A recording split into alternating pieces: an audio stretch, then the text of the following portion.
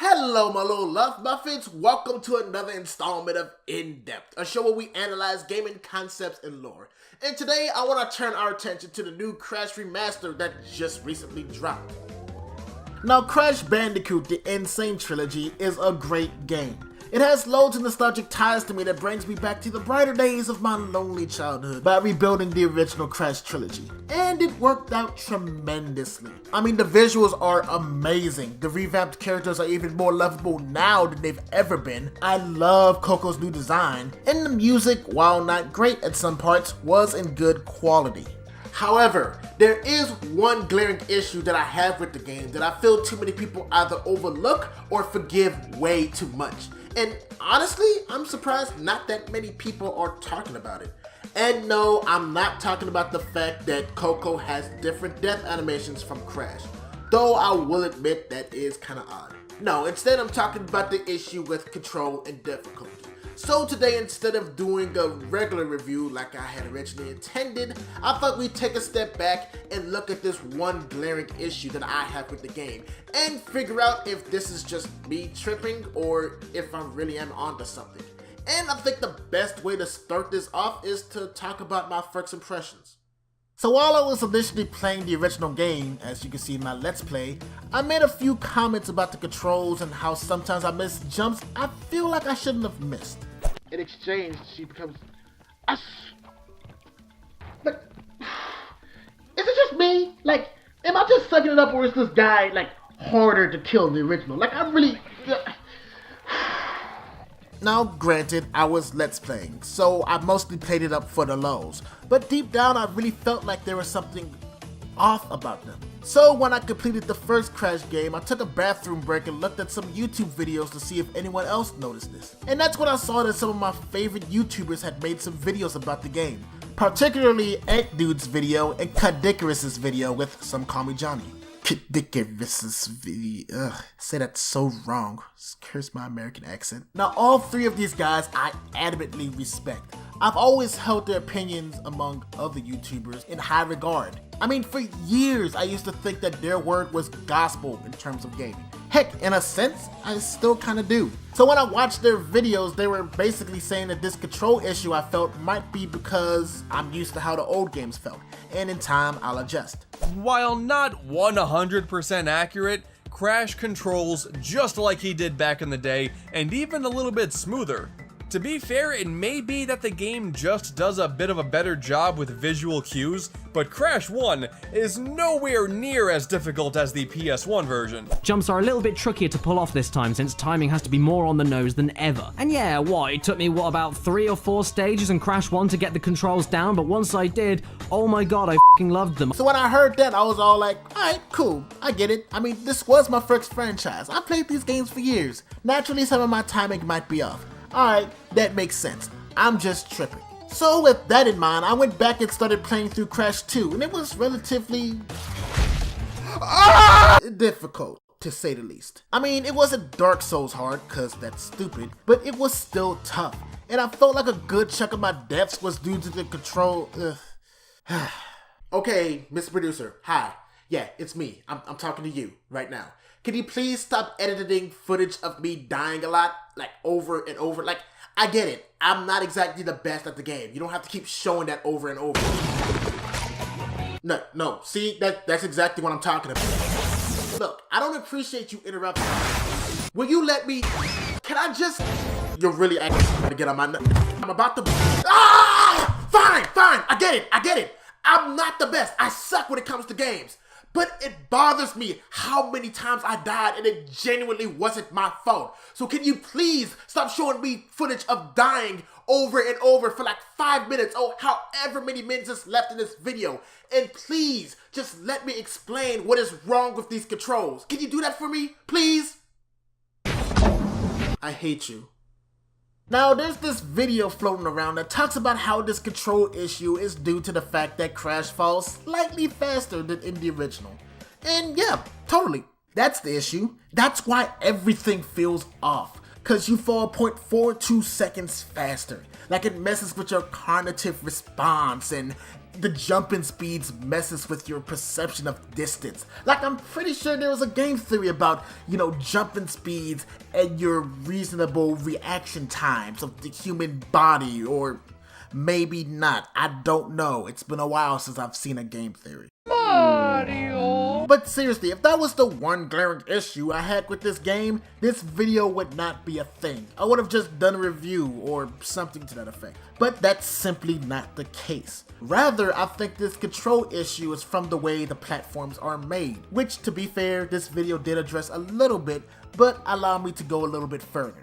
See, in the past, most platformers had box-shaped platforms, or boxes, for the sake of not saying box-shaped platform for this entire video. Now, these boxes have clear and defined corners. When you fall off that corner, you fall off, plain and simple. The margin of error between landing on the platform and jumping off of it is equal. However, in Sane, the platforms are more curved, like pills. Notice that when I jump on the edge of the platform without moving the analog stick, I slightly slide forward until eventually I fall. Here the edges are less defined and it slopes just slightly, so when you land, you slide further down. Because of this, the margin of error is no longer balanced. You have a lower chance of successfully landing on a platform that's the same size as the box because you can just slip right off the edge of the pill, which in this game looks like the edge of a box. In short, just barely getting to the edge doesn't cut it anymore. However, it does give you a wider area to jump off of. If you can time it just right, you can appear off the platform but still be able to jump off of it, clearing a wider distance than with the box. Now, the pill in and of itself isn't a terrible system for terrain. However, it's not good with every platform. Even the ones that look flat uses the pill. Our minds are ingrained to believe that when you land on the edge, you're basically good. But Sane changes that. The edge is no longer good enough. It's either the center or nothing. And yeah, you should aim to hit the center of a platform. But when you're required to make quick jumps in succession on narrow platforms of varying lengths, well, you're bound to miss a mark eventually. Sooner or later, you're bound to either overshoot or undershoot the center, aiming more closely towards the edges, and normally that'd be fine. Just realign yourself back to the center and continue from there. But with this system, especially with narrow platforms, well, in order for you to even pull something off like that, it requires a level of perfection. Not excellence or mastery, perfection. And that is a dangerous thing to do. Now, admittedly, I'm about to tackle the concept of excellence versus perfection, a subject that still kind of goes over my head a little bit, but I'll do my best to explain it anyway. And the best way I can think of to illustrate this difference is to use the relics, since, we're talking about Crash.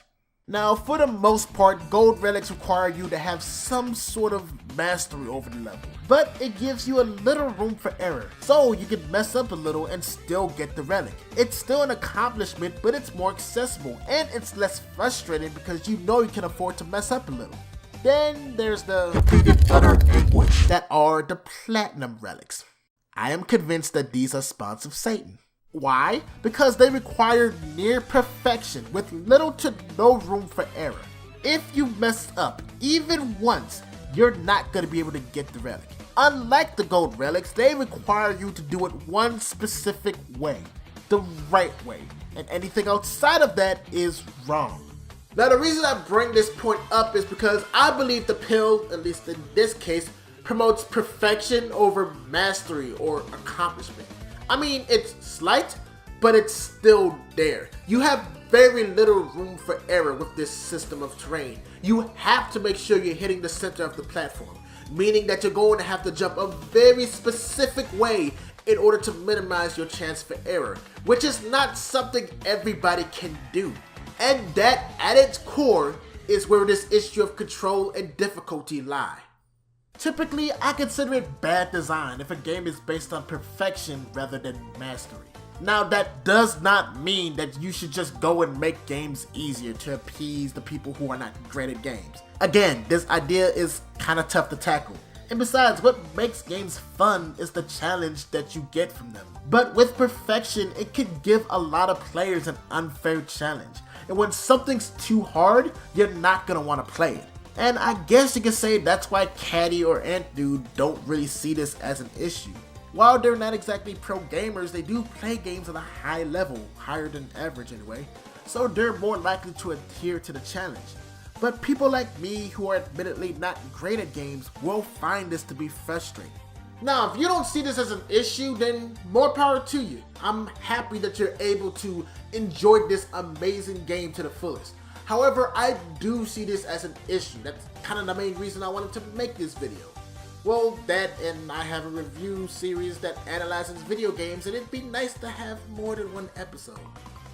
Yeah, that's pretty much all I really got to say about this. So as always, thank you so much for watching. If you enjoyed yourself, show your love by leaving a like, and also subscribe to become a Love Muffin today. Oh, and comment below if you want to talk about how you do see this as an issue, or whatever other issue you found with the game, or if you think this game is perfect and I'm just a butt-munching idiot who doesn't know a single thing about video games. Either or would do, honestly. Also, check out the last in-depth when I talk about the infamous kissing scene that was in Sonic 06. Or check out the last review I made, which was on Crash Bandicoot. That was months ago, actually. Wow, I really haven't reviewed a game. But until next time, I'm the Loveless Gamer, and I believe that every game deserves a little love. See you guys next time.